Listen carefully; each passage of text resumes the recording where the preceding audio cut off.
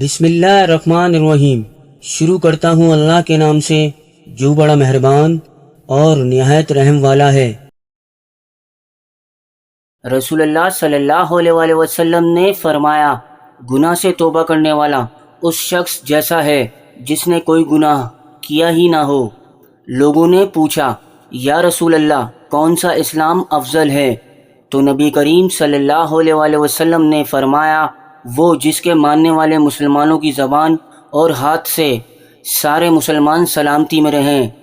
نبی اکرم صلی اللہ علیہ وآلہ وسلم نے ان سے حجۃ الوداع میں فرمایا کہ لوگوں کو بالکل خاموش کر دو تاکہ وہ خوب سن لیں۔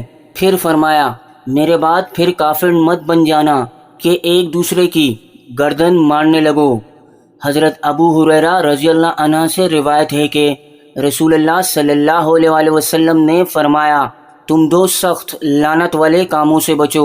صحابہ اکرام نے عرض کی، اے اللہ کے رسول، سخت لعنت والے وہ دو کام کون سے ہیں؟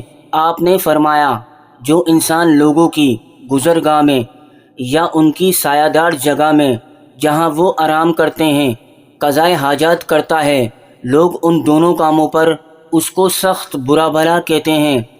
تو دوستو، یہ حدیث کے حوالے نیچے لکھیں، اور اللہ رب العزت ہر مسلمان کو احادیث پر عمل کرنے کی توفیق عطا فرمائے۔ فیس بک اور واٹس ایپ پر ضرور شیئر کریں، اور اگر چینل کو سبسکرائب نہیں کیا ہے تو سبسکرائب کر لیں۔ السلام علیکم۔